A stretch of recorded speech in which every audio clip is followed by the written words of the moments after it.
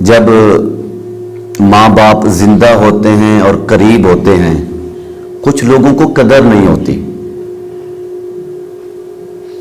اور جب وہ دنیا سے رخصت ہو جاتے ہیں نا، پھر ان کے احسانات یاد آتے ہیں، پھر ضمیر ملامت کرتا ہے اور دل میں نادم ہوتے ہیں کہ اب کیا کریں۔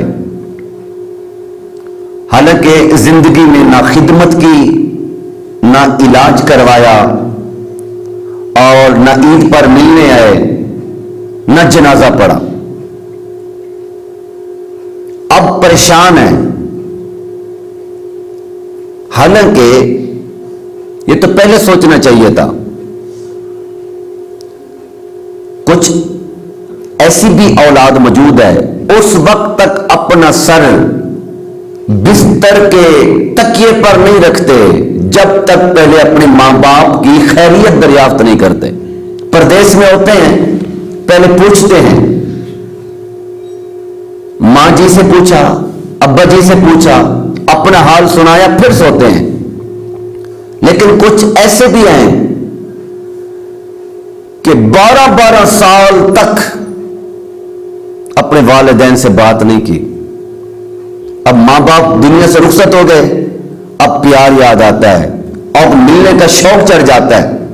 اب کہتا ہے کہ جنازہ رکھ دو، خبر پہنچتی ہے نا، جنازہ رکھ دو، میں آ رہا ہوں، اپنی ماں کی زیارت کرنی ہے، میں نے باپ کا دیدار کرنا ہے۔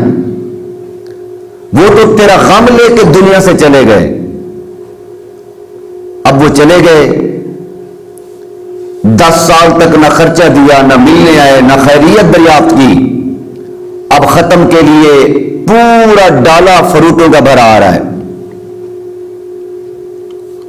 اور بڑے بڑے شامیانے لگتے ہیں، اور دودھ آ رہا ہے، کپڑے ختم میں رکھے جا رہے ہیں، بہت سارا سامان رکھا جا رہا ہے۔ یہ کیا ہے؟ اتنا فروٹ، اتنا خرچہ، زندگی میں تو تم نے کوئی ان کی خدمت نہ کی، نہ کپڑے پوچھے، نہ دوائی پوچھی، کچھ نہ پوچھا۔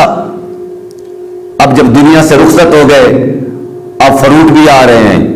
یہ تو مہینے میں، ہفتے میں ایک بار انہیں کھلا دیتے، ان کا خرچہ بھیجتے، ان کے ہاتھ چومتے۔ اب مرنے کے بعد وفا یاد آئی تو کیا یاد آئی؟